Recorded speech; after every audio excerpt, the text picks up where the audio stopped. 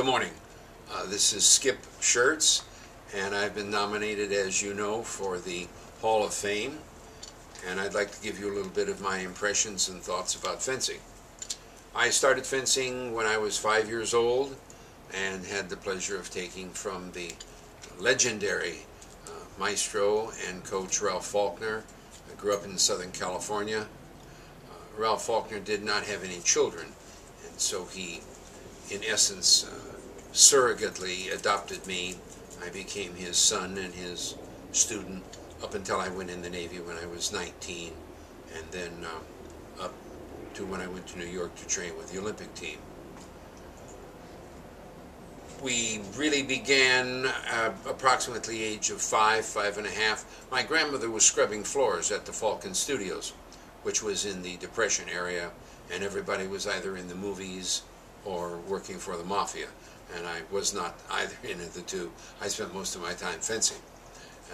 When my grandmother went to Ralph Faulkner and said that she had a grandson who wanted to learn fencing, and she thought it would be good for me, the boss struck her the deal that if she scrubbed more floors, that he would be willing to take me on as a student, which she did and he did, and from that point on ensued my career with Ralph Faulkner at the Falcon Studios.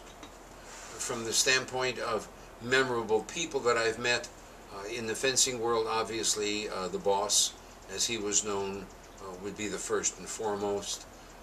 Other names come to my mind, and they're the greats: Giorgio Santelli, Eddie Lucia, the members of the team, 50-16, Tibor Nilash, Alan Quartler, Ralph Goldstein, are immediate names that come up. People that I fenced with and trained with during that entire time. Dick Berry, who went on to become national champion in epee some years later after the team, were all team members and people that I trained with. From the standpoint of memorable experiences, certainly making the team would be the most memorable of all.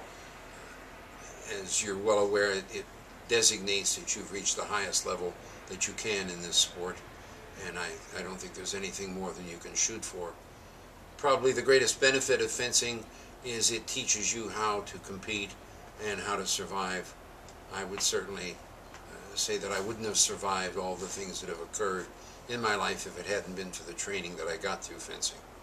So if you're so inclined, I'd appreciate it. When you go to place your vote, if you'd vote for me for Hall of Fame, I would certainly appreciate it. Thank you. Have a great holiday.